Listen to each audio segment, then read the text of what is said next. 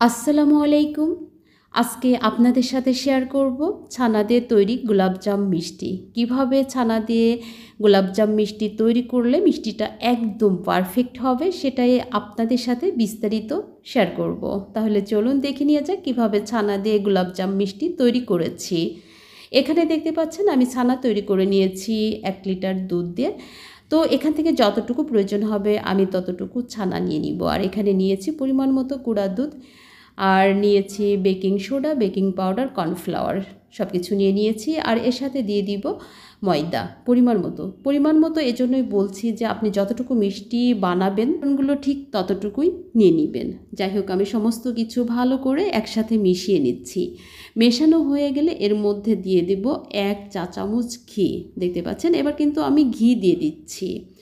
আর ঘি দিচ্ছি 1 চা চামচ। ঘি দেওয়ার পরে আরও কিছুক্ষণ মিশিয়ে নিব। মিশিয়ে নেওয়ার পরে এর মধ্যে ছানা দিব। আর ছানা দিয়ে কিন্তু ডো তৈরি করব, অতিরিক্ত পানি দেওয়ার প্রয়োজন নাই। তো দেখতে পাচ্ছেন আমার কিন্তু ঘি দিয়ে মেশানো হয়ে গিয়েছে। এবার দিয়ে দিচ্ছি ছানা দেওয়ার পরে ডো তৈরি করে নিব।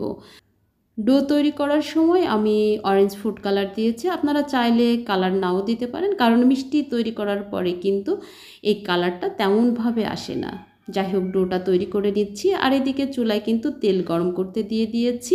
আর এখানে সুগার সিরাপ তৈরি করে নিচ্ছি। তো দেখতে পাচ্ছেন আমার মিষ্টিগুলো তৈরি করা হয়ে গিয়েছে। আমি একদম মসৃণ করে মিষ্টিগুলো তৈরি করে নিয়েছি।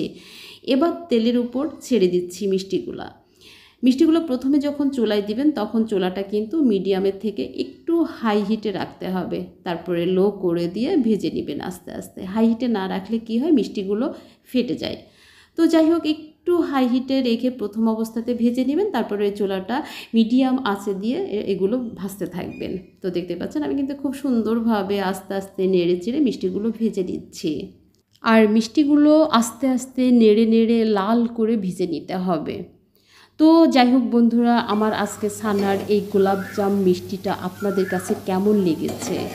যদি ভালো লেগে থাকে অবশ্যই বাসায় একদিন হলেও ট্রাই করবেন। এই মিষ্টিটা বানানো যেমন সহজ, খেতে অনেক বেশি টেস্টি হয়। বাসায় একদিন বানালেই বুঝতে পারবেন যে সবাই কতটা বেশি পছন্দ করবে, একবার খেলে বারবার খেতে চাইবে। যাই হোক বন্ধুরা, আমি কিন্তু এখন পর্যন্ত খুব ভালো করে ভেজে নিচ্ছি। অবশ্যই মনে রাখবেন যে লাল হয়ে মানে একটু মেরুন কালার মতো হবে, সেই পর্যায়ে গিয়ে মিষ্টিগুলো তুলে সুগার সিরাপে দিতে হবে। যাই হোক বন্ধুরা, আমার মিষ্টিগুলো ভাজা হয়ে গিয়েছে দেখতে পাচ্ছেন। এবার আমি তেল ঝরিয়ে তুলে নিচ্ছি। সম্পূর্ণ তেল ঝরিয়ে তুলে তারপরে সুগার সিরাপে দিয়ে দিতে হবে। আর সুগার সিরাপে দেওয়ার পরে কিন্তু এই মিষ্টিগুলো ফুলে আরও বড় বড় হয়ে যাবে। আর এই মিষ্টিগুলো সুগার সিরাপে খুব বেশিক্ষণ রাখা লাগবে না, কারণ হচ্ছে আধা ঘন্টার মধ্যে এই মিষ্টিগুলো সম্পূর্ণ রেডি হয়ে যায়। তো দেখতে পাচ্ছেন আমি মিষ্টিগুলো সুগার সিরাপে দিয়ে দিয়েছি। আর তারপরে কি হয় এটাই এবার দেখুন। এই যে দেখতে পাচ্ছেন অনেক বড় হয়ে গিয়েছে। আমি কিন্তু 10 মিনিট মতো দিয়েছি মাত্র। তো বন্ধুরা, আজকের মতো আপনাদের কাছ থেকে বিদায় নিচ্ছি।